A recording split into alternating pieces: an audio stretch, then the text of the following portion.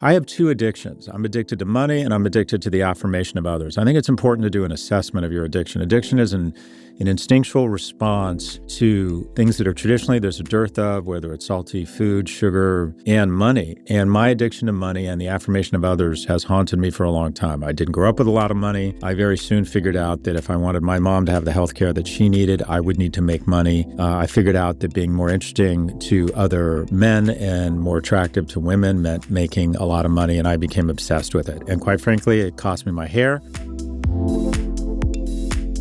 In today's office hours, we discuss money and happiness, getting back to work after parental leave, and overcoming class-based imposter syndrome. Question number one. My question is around building wealth. You talk a lot about how money can bring happiness up to a certain extent, and that over a certain threshold, it doesn't make you any happier. But it seems the more I get smart about investing and learn to save and just generally provide for my family and my future, I become a little bit more obsessed with money than I'd like to be. And it also seems that in order to become truly wealthy, like you said in the past, you do have to kind of be obsessed with it. You have to learn how to build money and talk about money and think about money. But the more I think about money, I find the less happier it makes me. How do I strike a balance? And is this something that you advise? Do we all have to be economic animals, to use a word that you've used before? And is there a way to become comfortably wealthy in this world without being overly obsessed with it? Oh gosh, we're going to need a bigger boat. I would argue you are where you're supposed to be, or you are what is expected of you. Sound like a young man. First off, I think men should take economic responsibility for their household, or assume that they're going to be the economic driver of their household. And sometimes, quite frankly, that means getting out of the way and being more supportive of your partner if he or she happens to be better at this whole money thing than you. My partner was working at Goldman Sachs when I was starting my business, making a lot more money than me. We had two babies at home, struggling to feel economically secure in New York. But being economically obsessed or focused is probably a better word, I think is very important for a young man. You are going to be unfairly, disproportionately evaluated based on your economic power. I have two addictions. I'm addicted to money and I'm addicted to the affirmation of others. I think it's important to do an assessment of your addiction. Addiction is an instinctual response to things that are traditionally there's a dearth of, whether it's salty food, sugar, and money. And my addiction to money and the affirmation of others has haunted me for a long time. I didn't grow up with a lot of money. I very soon figured out that if I wanted my mom to have the health care that she needed, I would need to make money. I figured out that being more interesting to other men and more attractive to women meant making a lot of money, and I became obsessed with it. And quite frankly, it cost me my hair, it cost me my first marriage, and it was worth it. In a capitalist society, money offers you opportunities, better health care, better health, more opportunities for your kids. So I'm not sure being obsessed with it is a bad thing at your age. And this notion of balance, and this is kind of where your question goes, how do I maintain balance? I think balance is a myth. I think you just kind of decide when you're going to have balance. I have a lot of balance now because I had almost none when I was your age. I just worked all the time. I worked for 25 years. And by the way, it's not necessarily the right way. It's my way, but it may not be the right way. This is what it means to be economically secure. You can easily cover your living expenses and your burn at some point. Rich, going from economically secure to rich, is your burn is less than your passive income. So you get to a point where you have enough money in the bank where, assuming a 6% return, that covers your burn. So what people constantly focus on is how much money they make. Well, no, it's not even that. It's how much money you save and have invested that's spinning off passive income. And what people really don't focus on is how much they spend. My father, between his Royal Navy pension and Social Security, made about $48,000 a year and spent, I think, $42,000. And he's rich. Didn't need to, anything he did was not about money. I have another friend who is, and I use this example a lot, the head of a large division, 1,200 people of a bulge bracket investment bank, makes between $3 and $10 million a year, sometimes 12 or 15. And between his ex-wife, his NetJets card, his home in the Hamptons, his Master of the Universe lifestyle, which he believes, understandably, is entitled to, hasn't been able to save a lot of money. And there's no way he's close to the passive income required for his burn. So economic security is a function of your ability to save money, not even necessarily how much you make, but how much you save, and then your ability to manage your burn. I don't think it's unhealthy to be obsessed. Now, in terms of day to day, what I tried to do when I had little kids was have blocks of time where I tried to put the phone away and try to be focused on the family and the kids, but also having alignment with your partner. All right, we are going to sacrifice some level of economic trajectory to spend more time with the kids and each other. So that means we need to lower our burn. I think there's misalignment sometimes as one partner believes, I used to have a lot of tension with my partner. I'm like, no one's going to pay me $3 million a year to come home and stare into your fucking eyes and hang out with the kids all day. If that sounds angry, I used to get very angry that I was working so goddamn hard for our family, I thought, and any amount of shit that I wasn't spending enough time with the family. It's like, well, connect the fucking dots. There's that anger again. But as I've gotten older, I realized, okay, at a certain point, the whole reason you want economic security is to free you up from the anxiety of relationships. And what would be a tragedy is to get to any reasonable semblance of economic security and not take advantage of that and enjoy time with your family. And also at the end of your life, you're going to be totally focused on what was good or not so good about your relationship. So money is just a means to an end to take stress out of those key relationships. So one, along the way, trying to find blocks of time during the day or during the year. I have someone very close in my life that has been working on a project for so long and is constantly not making trips. And I'm okay, at some point, you realize you're going to drop dead and all you will have done is not done shit with your family such that you could, try and get this economic security that just always seems to be, just outside of your grasp. So making a practice, whether it's date night feedings with your kids, just certain times where you are going to be really engaged. So what do you want to get to? You want to get to that point where you can sit down and evaluate what is really important to me. And spoiler alert, it's relationships and finding the time and the energy and taking some of that capital out of your work life, which is a position of privilege, which most people never get to, and focus on what's really important. Anyways, my brother, trade-offs and alignment with your partner. Thanks very much for the question. Support for the show comes from the Freedom from Religion Foundation. Let's talk ROI, return on indoctrination. Vouchers are defunding public education and propping up private religious schools. At the same time, states are mandating religious displays and appointing unqualified chaplains in place of trained staff. This isn't innovation. It's regression. The Freedom from Religion Foundation wants to be the firewall. FFRF uses litigation, lobbying, and media to defend the separation of church and state. And keep your tax dollars funding education, not ideology. Visit ffrf.us/school or text SCOTT to 511-511. That's SCOTT to 511-511 or ffrf.us/school. Message and data rates may apply. Do you want a functioning society? It starts with secular schools. Question number 2. Hey, Scott. Ashley here from Sweden. I'm really loving the podcast. I'm coming to the end of 9 months of parental leave. It's one of the luxuries of living in Sweden. I have loved it. It has been wonderful. I would do this all the time if we could economically afford it, and I'm sure a lot of others would.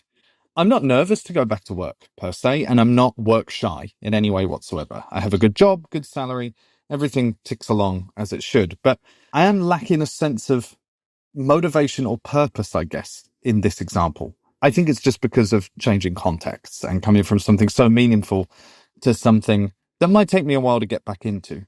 What would be your tips for me settling back in?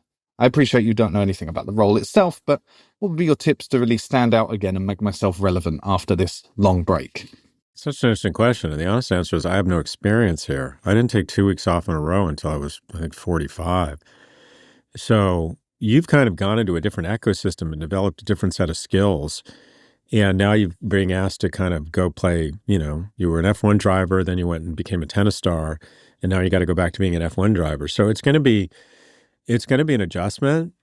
I'm not sure I have any real insight other than try and get into it, realize it's going to be difficult, try and have an honest conversation with your partner around what's easy or not so easy. But the reality, whenever we have someone go out on maternity leave, I say there's a 1 in 3 chance, and there's data here, that after 6 months, they decide they can't. They want to be at home and they leave, especially if they're fortunate or blessed enough to have a partner who's doing well economically. That doesn't happen as much with men. I don't think they feel the same pull. Now, that's not to say all men. Everyone's a little bit different. But what would be my advice? I don't know. Try and be patient with yourself, forgive yourself, realize it's going to be an adjustment. You know what I would say? I would say people remember the beginning and the ends. Now, what do I mean by that? When you come back, I would make a real effort the first 30 days to kind of really bring your A game, work really hard, take people out to coffees, reestablish your brand, really kind of come to play. It's a bit of a reset button. The Etch-a-Sketch has been shaken over the last 9 months. People sort of forget you and your brand, and they will remember how you show up, at least initially, the perception of you. So I would really write down, okay, what do I want to change about my perceptions at work, my strengths, the way I equip myself at work, and use this as an opportunity to try and really reestablish and strengthen your brand, because the first 30 days back will have a disproportionate impact on people. Also, not as relevant to you, but relevant to young people. People also remember how you leave. I always said if you walk out the door or go to another job, really resist the temptation to stick up the middle finger or not bring it, and do everything you can to be gracious and really leave on good terms, because people remember how you leave. I remember working at Morgan Stanley, and our most talented analyst left after 3 years and said some unkind words, which were probably true about our bosses. And I thought,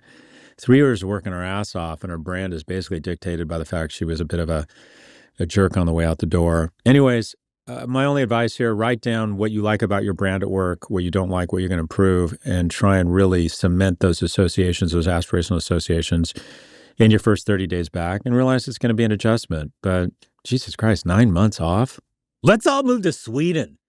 Jesus, good for you, man. Good for you. Anyway, sorry, not more insightful here. Thanks for the question. We'll be right back after a quick break.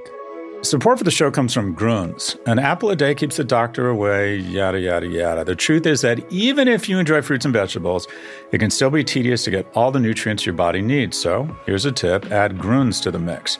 Grunz isn't a multivitamin, a greens gummy, or a prebiotic. It's all of those things and then some at a fraction of the price. And bonus, it tastes great.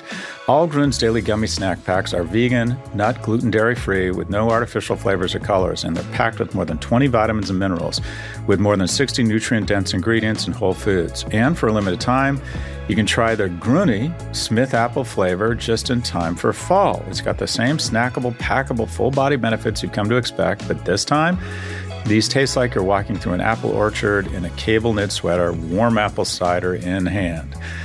Grab your limited edition Gruny Smith Apple Grunts, available only through October. Stock up because they will sell out. Get up to 52% off when you go to gruns.co, that's gruns.co, and use the code Prof G. Support for the show comes from LinkedIn. We say this all the time on our show, but it bears repeating. Running a small business isn't just a full-time job. It's about a dozen full-time jobs that you rarely, if ever, get to clock out of, at least until you get to the point where you can start hiring the dream team. And if you've made it that far, you already know there's no time to mess around. That's where LinkedIn Jobs comes in. LinkedIn makes it easy to post your job for free, share with your network, and get qualified candidates that you can manage all in one place. And LinkedIn's new AI feature can even help you write job descriptions and then quickly get it in front of the right people with deep candidate insights. And if you decide you want to go to the extra mile to find the perfect candidate, LinkedIn says that promoted jobs get 3 times the number of qualified applicants. It's all these little things that let you find help fast without compromising on quality, which add up to you finally having extra time in the day for, I don't know, relaxing. Or, knowing my listeners, you'll probably use that extra time to expand your empire even further. Post your job for free at linkedin.com/prof. That's linkedin.com/prof to post your job for free. Terms and conditions apply. Welcome back. Our final question is from Reddit. ProbWFLS says, Hi, Prof G. You often speak about your upbringing with a single mother and how it affected you early in life. I come from a similar background and have been able to find professional success after some early missteps in life. Today, I find myself in my first corporate role where I am often in rooms full of executives and more senior managers. As I navigate this, I notice that most of these people are much colder and more serious than I'm used to, and I sometimes have trouble engaging with them. That has led me into what I will call class-based imposter syndrome. I have the feeling that I am not adhering to some unspoken cultural norms that more wealthy, educated people can instantly pick up on. Am I overthinking this? What was your experience like as a successful person with a working class background? And do you have any thoughts on how I can overcome these feelings as I adjust to this new role? Thanks, Dan from New York. Dan, imposter syndrome is something we all have. Every context I've ever been in, whether, I fooled him getting into UCLA, I fooled him getting a job at Morgan Stanley, I fooled him getting into graduate school. That's just natural. And you should have a little bit of imposter syndrome because if you're not in rooms where you sort of don't deserve to be in, you're not trying that hard. The last thing you want to do is be overqualified or the most qualified person in the room. I always joke that if I need to be the oldest and least best looking or ugliest person in any room I want to be in. You also want to be a little bit intimidated. And everyone, not everyone, but the majority of people who get into UCLA or end up in a job or end up in a conference room with senior level executives feel a little bit like they fooled them unless they're arrogant or a sociopath. So that's a natural inclination. What you generally find out is that there's a reason you're there. And I do think it's a little bit different for a man. And that is, I think that corporate America is so sick of the unearned privilege that men have garnered for the last, several thousand, much less several decades in the U.S., that there is, I find generally speaking, when you're in a new environment, you want to try and listen a decent amount and choose your words carefully. I just think an economy of words, especially among men right now, is really appreciated, who tend to, at least in the meetings I was in the 80s, 90s, and aughts, dominate a conversation. So how do you get past this? You kind of do the work. And that is, Muhammad Ali used to say that all his fights were won outside the ring, that it was training and he hated every minute of it. But it's true. We see the 100-meter dash, right? But Usain Bolt trained for 25 years and was in the gym and eating the right foods and stretching and doing all this work such that whatever it is, 9 or 10-second race would look amazing. I would say that for the first 6 or 12 months, until you're really confident about what you're saying in these meetings, that the way you show up is by training like crazy. And that is really show yourself outside of those meetings. And that is a certain level of work, certain level of decency, being seen as a team player, constantly advocate for others and compliment others and share credit, and observe, kind of read the room for a while. Whenever I go into a new setting, what I have found out, and one of the mistakes I made as a younger man, was I found out that I was smarter than I thought, and they weren't as dumb as I had hoped. And that is, I'd make these big sweeping statements and insights and then realize, like, okay, that's just not accurate, or they already thought of this. Let me rewind. It's natural to have imposter syndrome. If you have imposter syndrome, it means you're in the right room because you're in a room of impressive people. They have you there for a reason. In terms of the first 6 months, 12 months, listen more than you speak, and also do your training and your stretching and your weightlifting and all of your, eating well outside of the room, which is work hard, advocate for others, be a great team player. And then you're going to find your spot in those meetings and know when you can add value and know when you can't. And try and not give in to the inclination when you're first in a senior meeting of trying to show how smart you are and watch yourself speak. I do that all the time. And that is, I say shit in board meetings where I say it because I think it'll make me look smart, as opposed to, does this really add value? Are people going to learn from this comment, or am I just watching myself speak? Trying not to watch yourself speak. Generally, say when you're curious or you want questions or have something to contribute, and do your training outside of the meeting. But imposter syndrome, that's just a healthy part of meaning you're making progress and you're ambitious. Thanks for the question. That's all for this episode. If you'd like to submit a question, please email a voice recording to officehours@profgmedia.com. Again, that's officehours@profgmedia.com.